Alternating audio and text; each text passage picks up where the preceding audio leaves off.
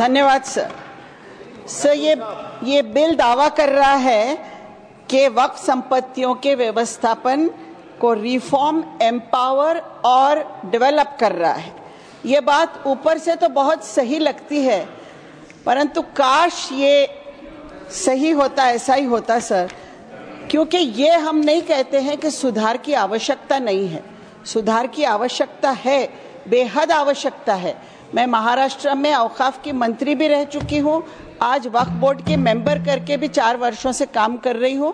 अपने अनुभव से कहती हूँ कि सुधार की आवश्यकता है, लेकिन सर इन सुधारों के लिए, जिसके लिए मैं 4 वर्षों से प्रयत्नशील हूँ, वक्फ बोर्ड को जो प्रश्नों का सामना करना पड़ता है वो भी उसका अनुभव मुझे है।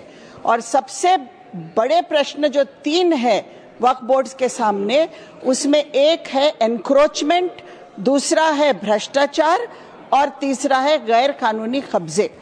सर इनसे निपटने के लिए वक्फ बोर्ड्स को सरकार की सहायता की आवश्यकता थी और है, परंतु बात नियत की है सर। अगर सरकार की रिफॉर्म्स की नियत होती तो इस बिल में वक्फ बोर्ड्स को एम्पावर करने का प्रयास होता। वक्फ बोर्ड्स को गवर्नमेंट के पेट्रोनाइजेशन की आवश्यकता थी और है, मजबूतीकरण की आवश्यकता थी और है सर।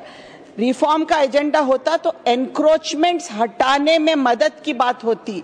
इसके लिए इस बिल में कठोर से कठोर प्रावधान लाए जाते, जो नहीं है। रिफॉर्म का एजेंडा होता तो सर्वेज में सर्वे कमिश्नर्स की मदद की बात होती। रिफॉर्म का एजेंडा होता तो भ्रष्टाचार पर कठोर से कठोर कार्रवाइयों के प्रावधान लाए जाते, जो नहीं है।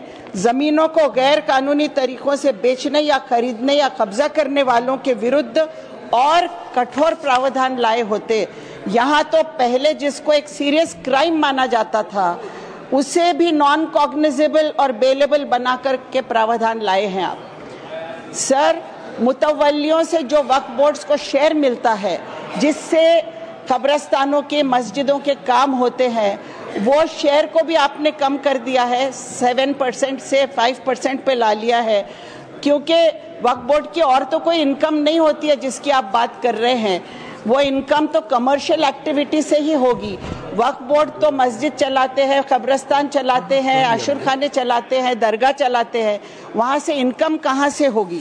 सर अगर वक्फ बोर्ड्स को आप सशक्त करना चाहते थे तो ऑफिसेस की बात होती, इंस्टीट्यूशनल सपोर्ट देने की बात होती, स्टाफ देने की बात होती, लेकिन उनकी स्वायत्तता छीने बिना, परंतु उनकी ऑटोनॉमी अबाधित रहने देते हुए अगर करते तो कोई बात थी सर। ऑटोनॉमी छीन कर आप कर रहे हैं बात, तो इसकी कोई वैल्यू नहीं है। क्योंकि सर अगर मुझे मेरा घर चलाने में कुछ कठिनाई आ रही है तो आप ये नहीं कर सकते कि मदद के तौर पर आओ हम आके आपके घर का मालिक बन जाते हैं, क्योंकि आप अपने घर में कठिनाई आपको हो रही है घर चलाने में। तो उस तरह की बात यहाँ हो रही है। सवाल ये है सर कि क्या नॉन कम्युनिटी मेंबर्स बोर्ड्स पर लाए जाने से बोर्ड्स एम्पावर हो जाएंगे? क्या लॉजिक है इस बात की? सर आप कहते हैं कि वक्फ बोर्ड्स धार्मिक संस्था ही नहीं है। आपने कहा कि धार्मिक संस्था ही नहीं है। मस्जिदों का, दरगाहों का, कब्रस्तानों का, आशुर खानों का व्यवस्थापन करने वाले धार्मिक संस्था नहीं है। जो वक्फ बोर्ड की जमीन लोगों ने डोनेट किए हैं रिलीजियस पर्पस के लिए, वो व्यवस्थापन धार्मिक नहीं है। ये सोच भी कमाल की है सर। आप मुझे बोलने देंगे? एक तो आपने आखिर में मेरा नंबर लाया सर, और आप घंटी बजा रहे हैं। प्लीज मुझे बोलने दीजिएगा सर, ये बात अन्यायकारक है। मैडम जहां नाम है, आप please 1 minute please consider sir. जहां सूची में नाम है मैडम, मैं वही पुकार सकता हूँ। जो समय लिखा है उसका मैं पालन करता हूँ। प्लीज नाम नीचे आता गया मेरा sir. Please conclude please. Madam please seat पर बैठकर न बोले, जहां पर नाम सूची में वही मैं बुला रहा हूँ। प्लीज सर आप कंक्लूड करें। मुझे बोलने दीजिए सर प्लीज। हाँ बोलिए, कंक्लूड करिए। वक्फ जमीनों का सबसे बड़ा एनक्रोचर कौन है, ये मैं पूछती हूँ। सच्चर कमेटी की रिपोर्ट के अनुसार वक्फ बोर्ड का सबसे बड़ा एनक्रोचर स्टेट गवर्नमेंट स्वयं है सर, और आपने एनक्रोचर को ही फैसला करने का अधिकार दे दिया है। क्या इससे न्याय मिल जाएगा धार्मिक संस्थाओं को सर? सर, एम्पावर हो जाएंगे धार्मिक संस्थाएं? ये मेरा सवाल है। सर्वे कमिश्नर्स को मजबूत बनाने के लिए उनको और रिसोर्सेज देने चाहिए था, लेकिन वक्फ प्रॉपर्टीज को कंट्रोल करने का सीधा अधिकार आप सरकार को दे रहे हैं। ये क्या ये अन्यायकारक नहीं है? सब बचपन में एक कहानी सुनी थी कि एक भेड़िया सर बकरे की खाल ओढ़कर शिकार करता है। मुझे वो कहानी आज याद आ रही है। सर प्लीज मुझे बोलने दीजिए। मैं बोलने दे रहा हूँ आपको। कंक्लूड अनएंडिंग टाइम नहीं दे सकता, अनएंडिंग टाइम नहीं दे सकता, प्लीज नहीं बजाएंगे सर। ये बिल सुधार नहीं बोल के खुद एक तरीके का एनक्रोचमेंट है माइनॉरिटीज के अधिकारों पर, माइनॉरिटीज के संवैधानिक अधिकारों पर। सर, आर्टिकल 14 से 30 तक के हर आर्टिकल का उल्लंघन हो रहा है इस बिल में सर।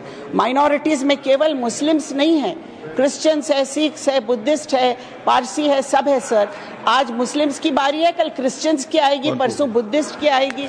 सर, मैं ये पूछना चाहती हूँ कि आप गरीब मुसलमानों के फायदे की बात कर रहे हैं, ये चर्चा हो रही है, किस तरह करोगे सर? जिस तरह सेना के लिए आरक्षित जमीन 13,000 एकड़ जमीन आरक्षित जो है 50 वर्षों से, वो जमीन आपने अडानी जी को दे दिया, बाबा रामदेव को दे दिया, आपने रवि शंकर को दे दिया। उसी तरह आप भला करोगे मुसलमानों का, गरीब मुसलमानों का? किस तरह करोगे? मुसलमानों को आप क्या दोगे इसमें से? क्या आप इन जमीनों को बड़े बड़े पूंजीपतियों को देकर उसमें से इनकम निकालोगे? आज आपके पास बजट है, आप उस बजट में से मुसलमानों का भला करिए। ये मेरी आपसे विनंती है सर। कंक्लूड करिए मैडम। मेरा सर प्रश्न सुधांशु त्रिवेदी ने जो यहाँ उपस्थित किया था मुद्दा कि एक कम्युनिटी आज जो है वो माफिया के साथ है, गुनहगारों के साथ है।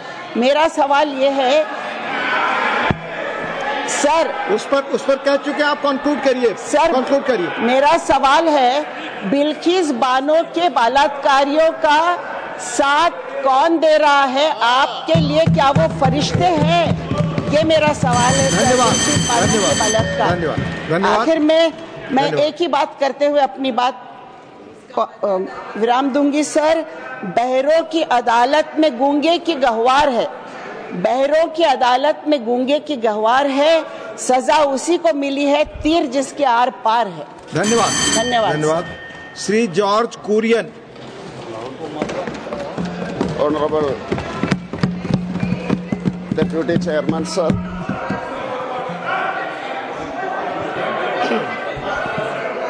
बात कर लो जी। हाँ सुखेंदु से। Under rule 29, Rule 29(1), it says a list of business for the day shall be prepared by the Secretary General, etc. Now the list of business for 3rd April was prepared by the Secretary General, then a revised list of business, thereafter a supplementary list of business, all dated 3rd April. We are now on 4th April. There is no list of business for 4th April. Thank you. There is no list for 4th April. माननीय सदस्यगण, मैंने already honourable chairman ने जो निर्देश दिया था, BSc में जो पढ़ा गया था, ऑलरेडी बता चुका हूं। Again I will refer a different thing. This is Rajya Sabha at work. It's very clearly mentioned, as already stated, a sitting of the House concludes at such time as the chairman may direct. Without going into detail, again I will read a quote. Sitting of the council shall conclude at such hour as the chairman may direct. I have conducted the proceedings and the proceedings and continuing uninterrupted till this bill is concluded. It has been made clear. Thank you. Sri Ramji Lal Suman. Now George Kurian, please. George Kurian. दो बार मैंने स्पष्ट कर दी स्थिति, 2 बार please. George Kurian. I express my gratitude towards Modi ji and